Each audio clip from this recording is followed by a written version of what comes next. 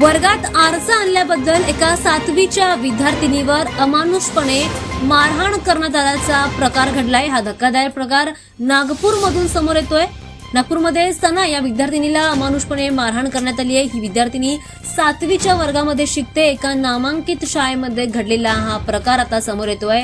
22 जानेवारीला हिंदी विषयाचा तास वर्गात सुरू असताना मैत्रिणीकडून आरसा घेऊन दुसऱ्या विद्यार्थिनीला देत असताना शिक्षिकेने सनाला पाहिलं आणि शिक्षिकेचा पारा चढला आणि शिक्षिकेने सनाला 4 ते 5 वेळा जोरात कानाखाली मारले आणि तिला वर्गाबाहेर देखील काढलं। मात्र त्यानंतर या शाळेच्या मुख्याध्यापिकेने सुद्धा नासरीन अख्तर यांनी तिला स्टीलच्या पट्टीने बेदम मारहाण केली, ज्यामुळे मुलीच्या हातावर आणि पायावर गंभीर जखमा झाल्या। त्यानंतर ही सना मानसिक दडपणाखाली गेली, तिला मानसिक त्रास झाला आणि त्यानंतर घरी गेल्यानंतर तिच्या पालकांना याबद्दलची संपूर्ण तक्रार सांगितली, संपूर्ण घडलेला प्रकार सांगितला।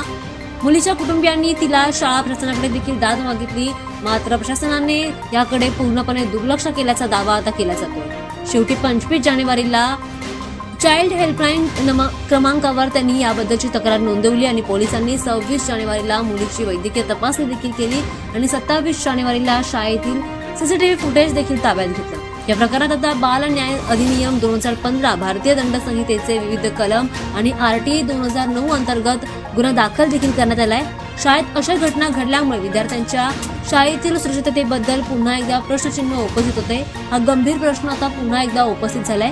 सध्या या प्रकरणात पोलीस अधिक तपास करतायत, पुढची कायदेशीर कारवाई देखील करतायत। सोबतच या शाळेच्या शिक्षिकेवर आणि मुख्याध्यापिकेवर गुन्हा देखील नोंदवला गेला।